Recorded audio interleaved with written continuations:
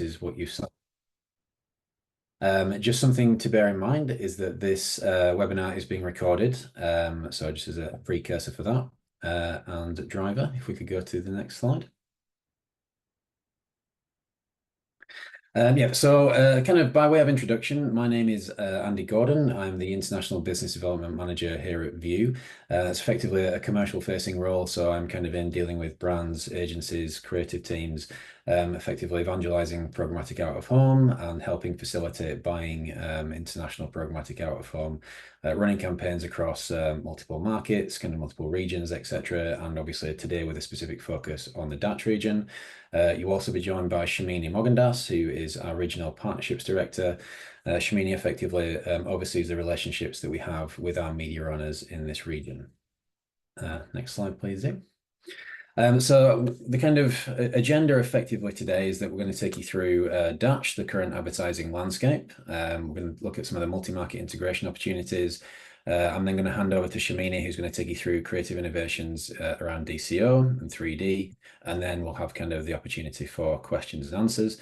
Today, the questions will be facilitated through the chat function that you'll kind of have access to. So yeah, obviously kind of feel free as we're kind of going through the presentation to kind of jot any of those down, and we'll try and get to those at the end. Next slide, please. So we'll start with who are you. We've kind of got quite a varied international audience today through the RSVP sign up. So some of you will be very familiar with who we are, some might not be so much. So I'll kind of start with effectively who we are. Next slide, please. Easy summary. So we are an independent SSP. We're a supply-side platform exchange built to connect both supply and demand. We are an SSP only. We are concentrating on the supply of programmatic digital out-of-home inventory into the kind of buying mix. We are a thought leader in the programmatic out-of-home space. Some of you may be very familiar or not with kind of our industry-wide respective State of the Nation annual reports. These are effectively an annual report that we produce, kind of working with media executives across the globe in terms of assessing kind of where programmatic is at the moment, where it's been, where it's going. The 2024 edition of this will be kind of coming out in September, October time this year. So there'll be an update to the ones from 2023 coming. As a platform, we are a technology built by programmatic digital out-of-home experts. Pretty much everybody connected to the VIOOH business has come from a programmatic background, which kind of makes us in a really good position to be kind of working on the digital out-of-home side of things.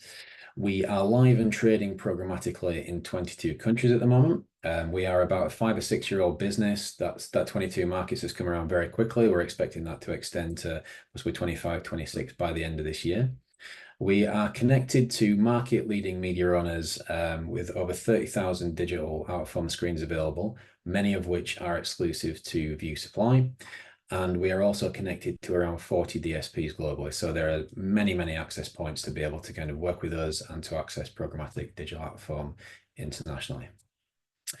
We'll take a look at the DACH, the current advertising landscape. Again, kind of, with the audience that we've got attending the webinar today, some may be more familiar with this than others, but just to kind of strip it back to the basics, if you will. So DACH, what does that acronym represent? Well, that is effectively the Tri-Nation Collective of Germany, Austria, and Switzerland. As a language, German is the predominant language of this region, the vast majority of residents. French and Italian also kind of well known to be spoken in Switzerland. English generally a second language for a lot of people as well. The total population across the region is around 100 million, so it's a vast audience opportunity across these markets. And the region itself is among the most economically developed in the world. This is reflected in strong economies from both in market and as a collective, but also a really high standard of living across the three. So there's a lot of synergy between all three markets. The advertising spend, so kind of just looking at what's going on in this market in terms of ad interest. Well, over $14 billion of digital ad spend is projected in the DACH region this year. Of that, $840 million will be kind of projected to be spent on digital out of home in the DACH region this year. 245 unique brands have already delivered programmatic digital out of home campaigns through VIOOH in this region. And I mentioned before about the State of the Nation report that we produce every year. That the German edition of that revealed last year that of the ad campaigns worked on in the last 12 to 18 months, a near third of them had included programmatic digital out-of-home on those media plans. And that is a pattern that we're seeing kind of happening across pretty much every market. There is only an ever increasing adoption of programmatic out-of-home kind of happening globally, but also kind of regionally specific to DACH. A little overview of kind of, our supply and kind of, the inventory access effectively that we're talking about through this region. You'll see kind of on the left-hand side of the screen here, a map of all three markets. What we've kind of picked out are probably the cities that will have most maybe international resonance for campaigns being planned. You're talking the likes of Hamburg, Berlin, Frankfurt, Munich in Germany, Zurich and Geneva in Switzerland, Salzburg and Vienna in Austria. Many more kind of towns and cities covered within, but obviously in terms of all the major conurbations that we've got really well covered off through the supply partners that we work with. In terms of kind of scalability, you're talking about coming up to 4.5 billion monthly impressions available across this region and nearly 9,000 digital screens. Across the following media runners that we work with, I'll go into a little bit more detail over the next couple of slides about how that breaks down in market. So in Germany, the media owners that we work with are Waldeco, who are kind of effectively an affiliate within the JCDecaux business. We've got Fremen, we've got Media Frankfurt. The key cities covered off, as I say, within this within the market of Germany. You're talking about the likes of Berlin, Hamburg, Munich, Cologne, Frankfurt, Düsseldorf, Stuttgart, Dortmund. The inventory types really nicely varied, street furniture, billboards, metro, airports. I kind of mentioned who are run by Media Frankfurt. We've got both Frankfurt Airport and Hamburg Airport access there. Premium gyms, hotels, co-working, gas stations supplied by our partners at Fremen. In Austria, our lead media partner here is Javista, alongside Fremen. Key cities covered off, including the likes of Vienna, Innsbruck, Salzburg, Linz, Graz. The inventory types, similar synergy to what we've got in Germany. So street furniture, transport, malls, roadside, again, gyms, hotels, co-working, convenience stores, really varied opportunity here. And finally in Switzerland, led by our partnership with APG and also Fremen, key cities covered off, including the likes of Zurich, Geneva, Basel, Lausanne, Bern. And again, the synergy, and something I'll kind of get to in a slide or two's time, is that there's a great synergy of the screen types and environments that we've got market to market. So again, street furniture, rail, airport, gyms, hotels, co-working. What you'll see just as a kind of image there on the bottom right hand side is a shot from Zurich Airport, which launched programmatically this year, one of the most premium advertising environments effectively in the world, given the audience and the appearance of the airport that we've got there. A quick snapshot of some of the brands that are already using programmatic digital out-of-home in the DACH region. This is kind of no way near the kind of grand scheme of advertisers that are already kind of investing, but just gives you, as I say, a little snapshot. Pretty much every vertical that you can think of is investing in some way, shape or form in programmatic digital out-of-home. We just kind of picked out these ones as some of the biggest spenders. Some of these brands have operated in one market, some have operated in multiple markets, some have done two, some have done three. But yeah, kind of ones that I'm sure you'll be familiar with. But yeah, the brand count, as I say, is kind of over 245 at the moment. So this is a really growing brand list that we are working with. Looking at the multi-market activation side of things, next one, please. Thank you very much. So yes, in terms of the way that obviously agencies are buying audiences, particularly through programmatic activations these days, we're talking the omni-channel buy effectively, multiple channels, multiple publishers. It's about kind of buying that audience regardless of where they are and kind of what digital device they effectively have access to. What we've kind of given a graphical representation of here today is the kind of the typical consumer journey through the day. This is for the instances here. This is somebody who might be kind of starting the morning in Frankfurt, ending their evening in Zurich. Typically you might wake up and you'll have your first access to mobile in terms of the ad messaging that you'll have to receive. As you make your journey towards the airport, you start to kind of get exposure to digital out of home. Once you get to the airport, digital out of home. Once you kind of arrive at your city, access to digital out of home at your hotel, and you might end your day kind of with connected TV. The kind of main takeaway really is that digital out of home offers so many multiple touch points through the day that you can target, either individuals or kind of audience types as they're kind of making their way, not just within market, but also kind of from one market to another. And I think one of the great things about programmatic digital out of home is that what used to be kind of considered quite a siloed, you kind of had to operate in market. Programmatic out of home really has made out of home borderless in that side of things. So yeah, the ability to target kind of across markets, very easy to do now through programmatic channels. Okay, so basically regional considerations for international media buyers. So we've got quite a lot of people who've joined the webinar today who are obviously, sat further afield in different regions entirely and are looking at kind of investment opportunities in this market for running their advertising campaigns. What we've got here on the right-hand side, again, depending on your strength of geography knowledge, is kind of the markets highlighted and their position in Europe and what you'll kind of see. And I think the big takeaway here is just really like, DACH forms effectively the heartland of Europe. You are kind of really nicely placed, kind of connected to lots of markets around it, which I'll touch on in a couple of bullets time. But we'll start this out in terms of, obviously I've touched upon the shared language and cultural affinities that are apparent across these three markets. Cohesive marketing messages will and can resonate across this entire region. You don't necessarily just have to look at buying one market here. I think that there really is kind of the opportunity for that message to kind of move out into the surrounding markets around it. Economic, logistic, and transport integration between these three markets. So the Dutch countries, super stable economic environments, really high purchasing power across all three, which makes it a very attractive region for advertising investment. Smooth and efficient cross-border trade. Everything is pretty seamless between the Dutch markets. High-speed rail between Dutch cities, airport connections, cross-border motorways. As I say, everything is very fluid between the three markets and the borders that they share. They have a unified media landscape, so considerable overlap in media consumption, access, and habits. The regional approach, can obviously look to strengthen brand recognition and positioning at increased scale. For instance, as opposed to just looking necessarily at Germany, there is a really valid argument to consider, Austria and Switzerland kind of in that mix to make it a much more scalable advertising deployment.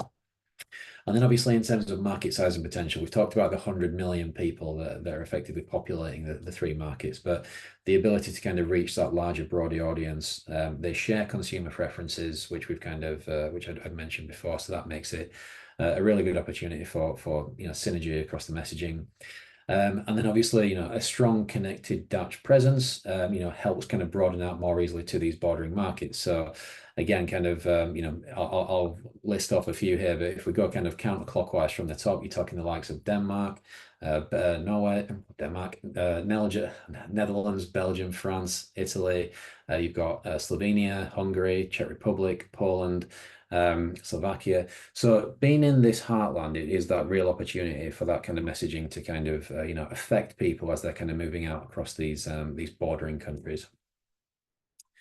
And at this point, I'm just going to kind of stop talking for a moment. I'm going to hand over to some quotes we've got from the programmatic leads from the partners that we work with in this region, who will be able to kind of explain their perspective on the Dutch side of things.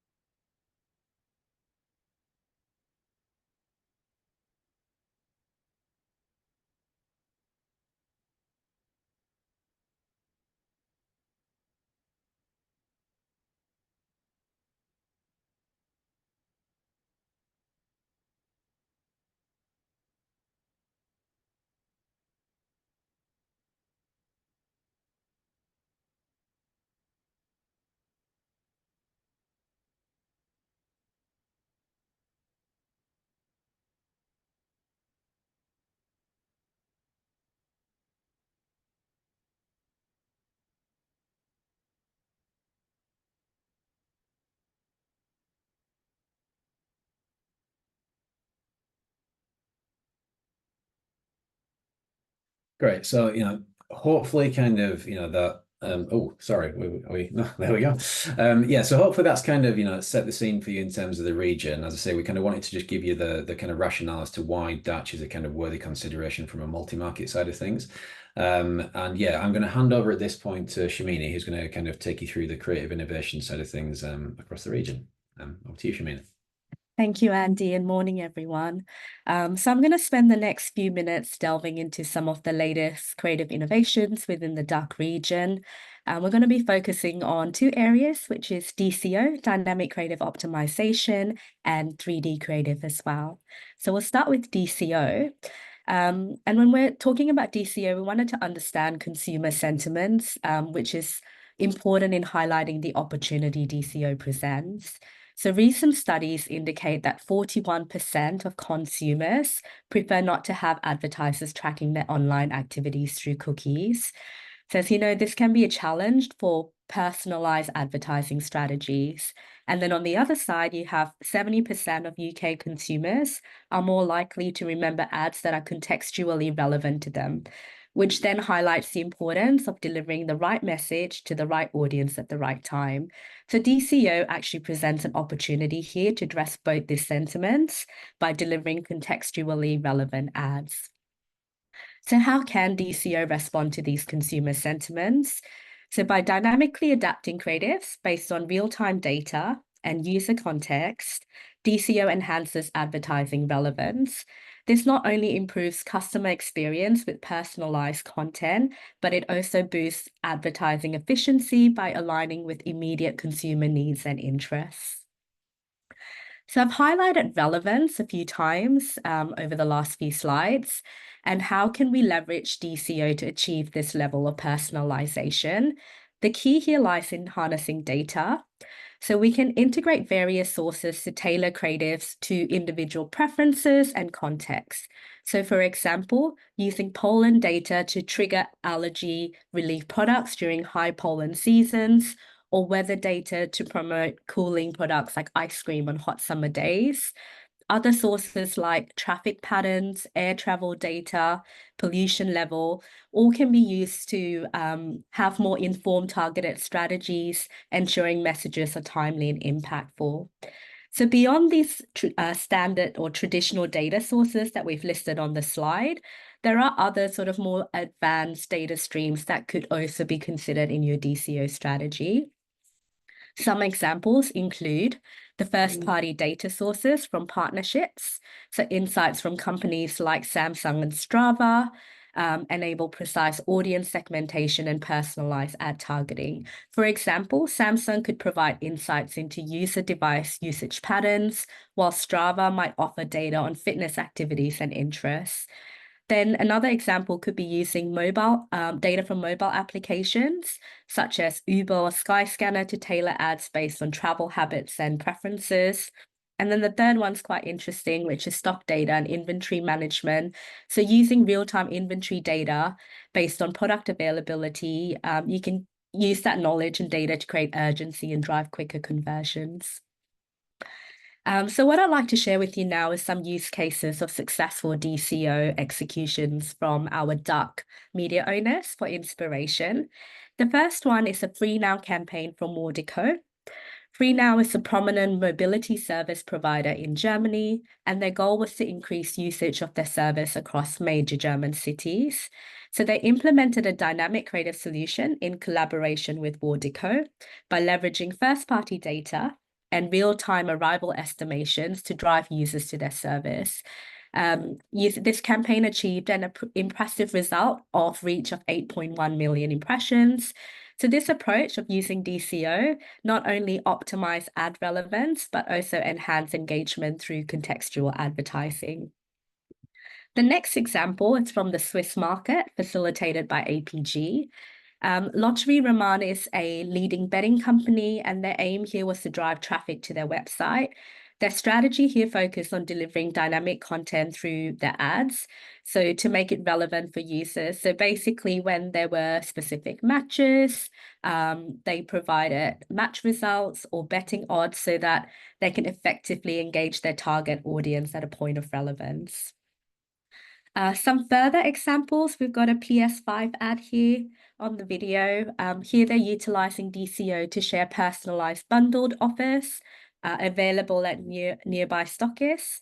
The result was a successful reach of 8 million impressions in co-working locations and gym videos. So yeah, the video on this slide kind of gives you an example of how the DCO creative looks like.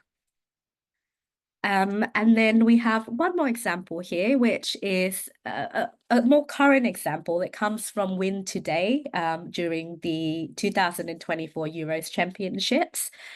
Here they use DCO to display betting odds to football enthusiasts throughout the event, effectively engaging fans at key moments. So all of these examples kind of demonstrate to you how you can use DCO's impact and how you can use DCO in dynamic environments. And I hope that provides for some inspiration around using DCO. Now let's shift our focus towards the realm of 3D creative. So with 3D creative, did you know that it has been shown to boost conversion rates by an impressive 40% compared to traditional methods? The video you see playing is a 3D Douglas ad running on our VIOOH screens. And as you can see, it's a visually captivating and engaging ad.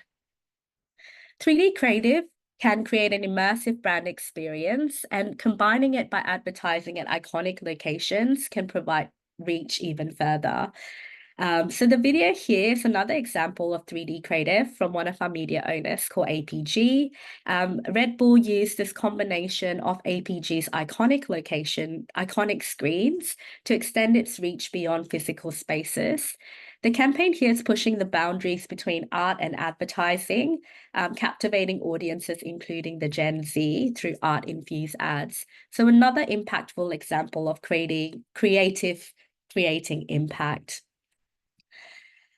So earlier today, Andy introduced some of our media owners. Media Frankfurt is one of our media owners in the DACH region that have airport inventory, and they have worked with advertisers across multiple verticals, such as luxury and gastronomy, to implement such a creative strategy on the airport inventory.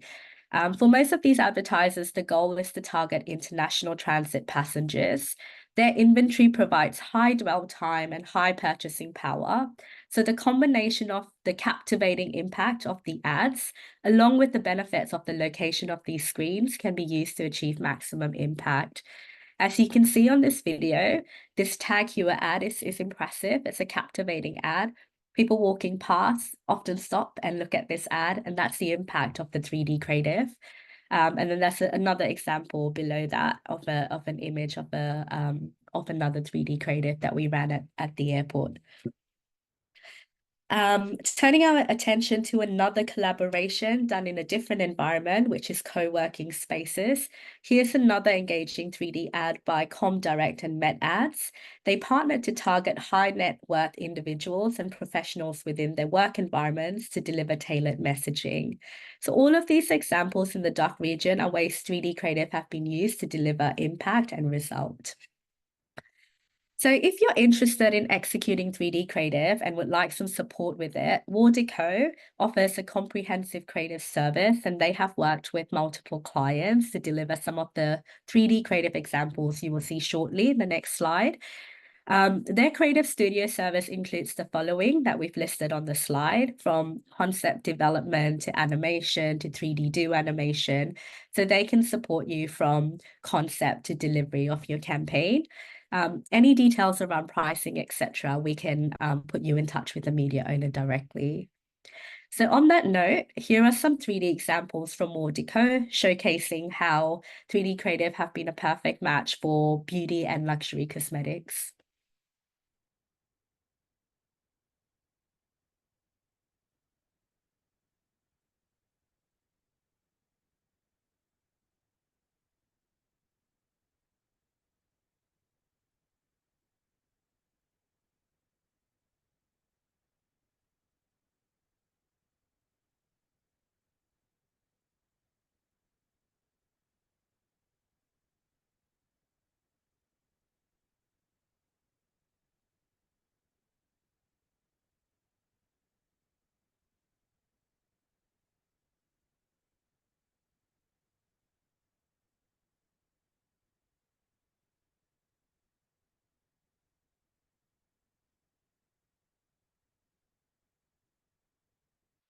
So again, I hope these examples have sparked inspiration and insights into the potential of DCO and 3D creative in the DACH region. To wrap up, here are the key takeaways from today's webinar. Programmatic digital out of home has made it easier to run coordinated regional multi-market campaigns for even wider reach. Airports represent a unique opportunity to reach travelers on the go. There's an opportunity for more tailored targeting through travel corridors. DCO and utilizing first-party data is transforming personalization and contextualization, and the DACH region is advancing using these features. And 3D creative is growing as a new way to grab and hold attention. The possibilities are endless and creative support is available. So yeah, that's a bit about creative innovations in the DACH region. We'll now open the floor for any questions and discussion. And there is a Q&A section down the bottom if you would like to add any of your questions down there. Okay, so we have the first question is asking if does the agency or buyer have to have data available to target against, or do the MOs have their own? So I can take that question. So in terms of data to use within DCO Creative, the agency or the buyer can work with other partners or work with first-party advertiser data to integrate that into the creative itself.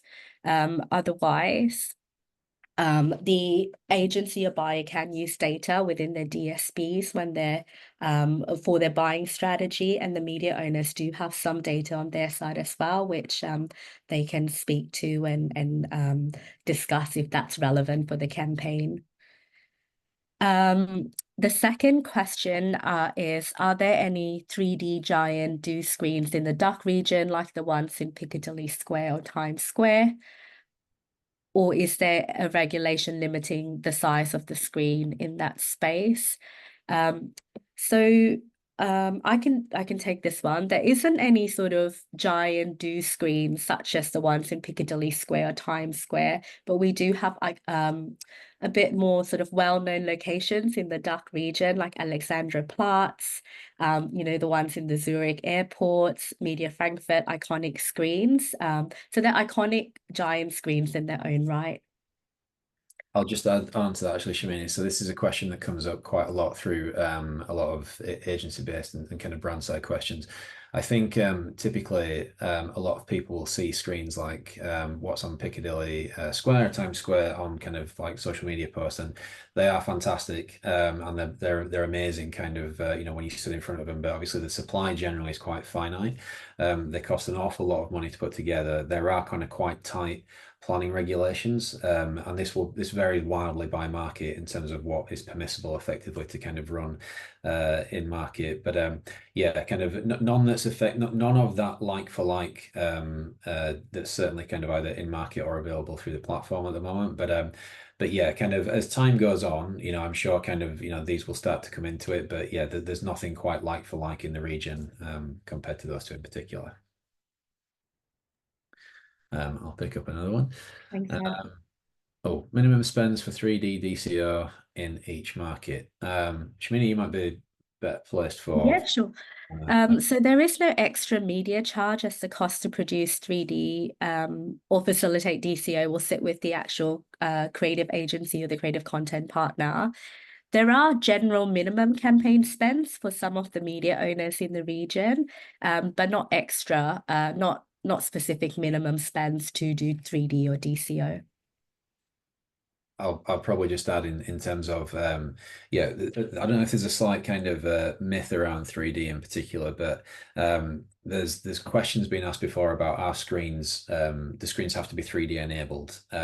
Not the case. All that really needs to happen is that if a screen can run full motion advertising, which obviously again can vary depending on the environment. In some environments you can't run full motion advertising due to its distraction to traffic, for instance. But kind of where you can run full motion advertising, in effect, you can run 3D content there. What needs to happen is that that is a production side of things, so that the cost effectively will come in what will inevitably be an increased production cost. Now, it might be that you have your own creative agency, or it might be that you kind of look to use a partner who kind of works in that front. But yeah, kind of there's no change to the media side of things. It's just obviously the extra amount that you would have to pay for production. But where we've got an awful lot of screens that kind of run a similar format size, I'm kind of talking metro, airport, street furniture, which is typically the 1080 by 1920 format size. In effect, if you can produce one piece of content at the correct duration in terms of times that the ads will play out for, you can run that across, hundreds, if not thousands of digital screens that have that full motion capability. What else have we got? How many brands are buying DACH as a region at the moment as opposed to individually? Really good question. Not that many at the moment, but I think part of the reason, for the webinar today and part of the conversation that we're obviously driving moving forwards is that I think there's not maybe the awareness, certainly for international buyers, of just kind of the closeness and alignment that these three markets have. We do get advertisers that might buy kind of two markets together. Occasionally there has been kind of a three market buy. But hopefully kind of some of the information that we've kind of shared with you guys today will kind of help maybe realize that actually it's a much more solid option than what you think. And like I mentioned before, programmatic out of home has really kind of, it's made buying digital out of home borderless in that sense. So, you can kind of treat it as a regional opportunity as opposed to having to kind of silo it, to market, and the ability, dynamically to move budgets around from one market to another, even kind of at a city level, is something that you have the ability to do with programmatic that you wouldn't necessarily have the ability to do with traditional direct out of home buying. I think that kind of takes us up there. But yeah, well, look, I think it's probably a good time to wrap up. We've kind of hit our 35, 40-minute target for what we're going to look to run the webinar. Hopefully for everybody, this has been a really useful session. As I say, the aim was to kind of just provide a bit of an education piece to the region and a bit of context as to kind of the opportunities that are available. Obviously, if anybody has any follow-up questions that you'd like to send to us directly, obviously, you can feel free to reach out to us. We have kind of, the ability to reach out to you through your RSVP registrations as well. So yeah, hopefully lots of, positive conversations to come off the back of this. And again, thank you very much for attending. Really appreciate you taking the time to join us. And yeah, hopefully we'll be speaking to you soon.